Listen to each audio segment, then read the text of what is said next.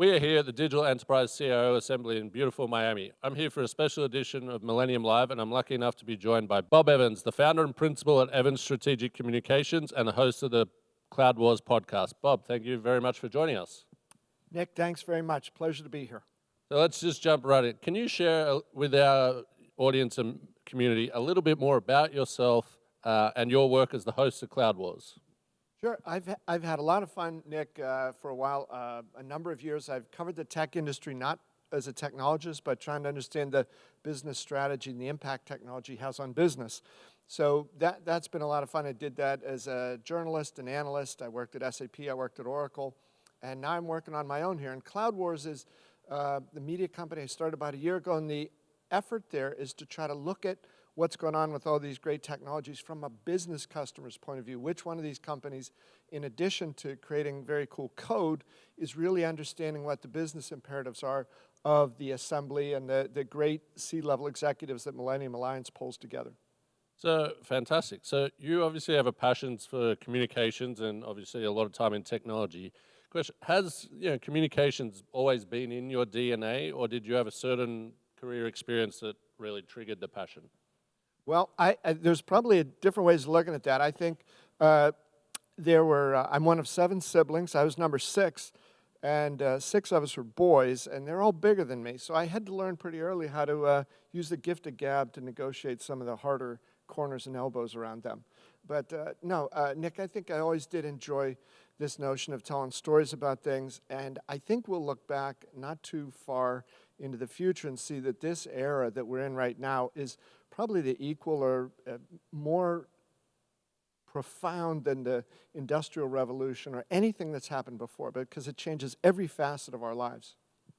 Just to compare, I'm the youngest of 3 with 2 older sisters, so I know you got to get a loud voice and use it to be heard. I'm with you on that one. So as you mentioned, you've had an extremely successful career, including working at major tech companies like SAP and Oracle. What has been your key to success as a business leader? Nick, again, I've just felt incredibly lucky to be around at these times, to be involved in some of these things. And one of the things that I think about communication so important is listening. I think too often people confuse communication with being on the output end. So this opportunity to listen to some really bright people within this industry, but especially your community here. These people in these businesses that Millennium Alliance draws here, they're doing things that are going to have reverberations on every part of our lives, every part of the world for many, many years to come. So I just think it's been a great privilege for me to get to be able to hear that and to try to convey some of those stories and look ahead a little bit about what does this mean and where are we headed. Fantastic. So as a major business leader, you've probably worked for some pretty extraordinary people. Can you name a certain person, or just in your life, who has had an extraordinary impact on you as a leader? Well, Nick, can I mention 2? Sure, you can mention 5 if you want. Well, I'm going to go with 2 here. The first one had to be my mom, and she was a tiny woman among a lot of big, loud boys, and she put it into our head very clearly and very early on that we had a lot to be humble about and, to work hard and do things the right way. She was sort of my sharpest critic about writing and other things, and I loved her for that. Very dear, huge help there. On the other end of the spectrum, I got to work pretty closely at Oracle with Larry Ellison, and I think just in terms of the sheer intellect, it was, I'd often have to leave meetings with him, Nick, and go somewhere and sit down by myself for a little while and just try to, what happened there? What all did I hear? What were the really important things? And Larry's range of interests, I think, he's known as somebody who does things in technology, but the things he's doing in the areas of, biosciences right now, the stuff he's done with sailboat racing, he's helping to revolutionize professional tennis. Yep. Because his view is you make it better for the players, then it'll be better for the audiences and better all around. More kids will want to play it. So just a remarkable guy, and the range of stuff he's done, I think he'll be remembered as one of the greatest business executives in any industry for history. He's definitely one of those leaders who everything he touches, he's been successful at. So touching on that, what is one characteristic that you believe every leader should possess? Nick, right now, there's so many forces at work here in the world, right? the technology is changing and advancing and doing some remarkable things. These great companies that you have here as your guests and part of your community for a few days, they're doing things that are extraordinary here. There's so many things happening so quickly. I think it really pushes leaders to decide right now, where is that point where a desire to sort of keep things quiet, not go too far, where does that run into fear? And that's either fear within an individual, in an organization. You can sort of smell that. You and I chatted a little bit earlier today. There's no middle ground left, right? I think your companies are either going to be the disruptor or they're going to be disrupted. And they have a choice to make. I'm going to be the roadkill or I'm going to be the vehicle that drives over it. So I think for leaders today, the issue is one about overcoming these notions of either, whether you want to call it inertia or fear or corporate culture, defying sometimes boards that are more worried about short-term results than the long-term implications for the company. One of your great guests here today, Chris Drumgoole from GE, he said for 130 years GE has prided itself, you've got to make the right decisions for the long term, even if in the short term they might have some adverse impacts for the company. So I think today we're seeing that in spades. Fantastic. And you kind of just touched on this a little bit, but in recent years, consumers have demanded more and more transparencies from companies, including big tech. How have the big technology companies transformed the way they communicate and educate consumers, employees about their products, the company purpose, and values? Yeah, Nick, it's so interesting these days, right? Because you've got these extraordinary technology companies and they employ tens of thousands of some of the greatest engineers, computer scientists, mathematicians in the world. And rightly so, all of those people are incredibly proud of the stuff that they develop and the code that they develop. And for the first, 20, 30, 35 years of the tech industry, those tech creators sold to other tech experts inside the corporations. And it was tech speaking to tech with a very techy language. But in the last 5 to 10 years, we've seen the rise of business people making more of these decisions. So the tech industry has had to learn to communicate not so much about the pride and joy of the engineers and the code, but rather what's the business benefit of this? Why should somebody care? Why should somebody who's a CFO for a long time get interested in a newfangled idea like employee experience? Well, what if that employee experience technology can help you reduce turnover, can help you keep your best people, can help those great people inside the company have better, longer careers where they contribute more? So I think it's that flip from the tech side of things to the business outcomes. And for, from your side, from, communications and, when you were in the big tech companies, how big a transformation has this been, and how would you say today the tech industry is doing towards this goal? Well, again, I think this idea of digital transformation is going to have impacts that will just extend for decades, and it's going to touch every person on the planet. This isn't narrow. It's not just about the tech industry or a few big companies. It changes how we live, how we learn, how we play, how kids grow up, how they experience the world, what's possible. It's leveled the fields for a lot of entrepreneurs to come in and do things that enter fields and be competitive that they never could have done of not very long ago. So, Nick, to me, that's one of the things that's extraordinary. But I think there's also got to be, along with that, an accompanying sense of humility, because we know from history that stuff today that consumes our attention, that fires our imagination, we think, this is it. I mean, this is the zenith of creativity. It is a fleeting moment in the longer stretch of time. So pride, aggressiveness, a lack of fear, but also a sense of humility that this is a step on the way to somewhere else. It's similar to what you were talking about earlier, the disrupt, it's not just an error, like things are always going to be disrupted and it's going to keep happening. It's not just this 5-year period. Yeah, and I think that's where the best leaders are distinguishing themselves, right? You get the teams motivated, excited, connecting with customers in ways they never did before. Unleash that power of the team, but at the same time, you're keeping your head up and looking just over the horizon. What's coming next, and how do we celebrate what we're doing now, but also be prepared, be aggressive, be humble, be open-minded toward where we need to go in the future. Don't get wedded to some of these successes we make. And Nick, if I could just go back into a little bit of ancient history, like when I started in my business career, companies would have 7-year plans, 10-year plans, and they'd stick to them, right? I mean, hey, we're in month 97 of our 120-month plan, and that was right for that time. That would be disastrous today. That's an interesting point, because you still hear of organizations and companies doing a 5-year strategic plan. And they've got to have within that nimbleness and agility to change month to month, quarter to quarter, because a company, it's perfectly fine to have those plans, but that company's success or failure is going to be based on how well it connects with the outside world. And we know, as consumers in the outside world, what we want, what we expect, what we desire, and what we demand, that's changing constantly. So as the balance of power in the buyer-seller equation is tipped over to us, the consumers, we're going to put relentless pressure on companies to change how they do things to suit our needs.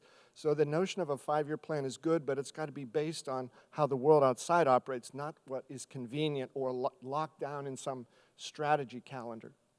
Interesting. So I want to switch gears a little bit. We're just an hour or so away. We're honored to have you as our keynote speaker. And I know you're going to be talking about, as billions of consumers go digital, how companies keep up.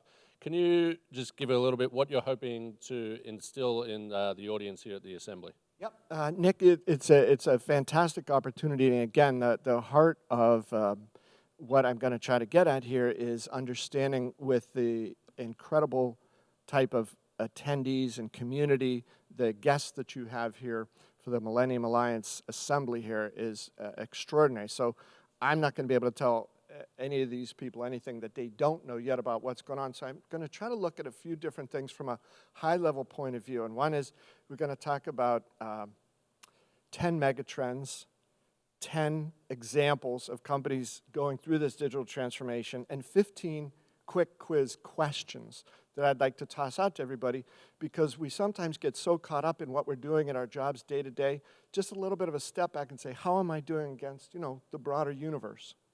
Well, I can't wait for that, and I'm all down for a quiz. It's an open book. We talked a little bit about this earlier, but throughout your career, you get invited to attend and speak at a lot of events around the world. What really stood out about the Digital Enterprise Transformation Assembly that made you want to come and join us here, and in your time being here today that you've seen?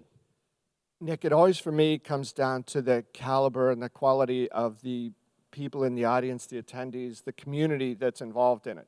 And I'm not trying to come off as an elitist about that, but really what I saw with what you folks at Millennium Alliance are doing here with the Digital Enterprise Technology Assembly, it's an extraordinary group of people. So I was honored to be able to come and share some ideas, and I hope in addition to fulfilling my role here as a speaker, I also want to try to listen as much as possible and learn as much as I can from this group. And so to me, that's always the deciding factor.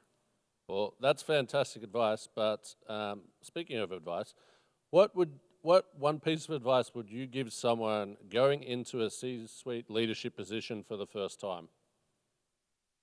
Well, two things I think always stand out. One is that I think folks moving into those roles for the first time sometimes feel like he or she must prove that he or she deserves that job. And I think that's a little bit counterproductive, right?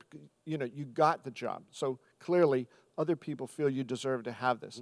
Now, what do you show that you're going to be able to do to take that role and do things in that people haven't done before? You're not only going to fulfill the basic expectations and obligations, but in this world where everything, Nick, as we've been talking about, is changing so quickly, the role of the CMO, CHRO, CFO, CIO, CTO, CEO, those are changing rapidly. So can that new person show that he or she can not only keep up with what's happening, but can he or she be a driver of some of these extraordinary new capabilities that are going to be necessary to succeed and thrive in the digital economy? A couple of last questions for you. So with your Cloud Wars fantastic podcast, you obviously talk to a lot of industry titans in technology.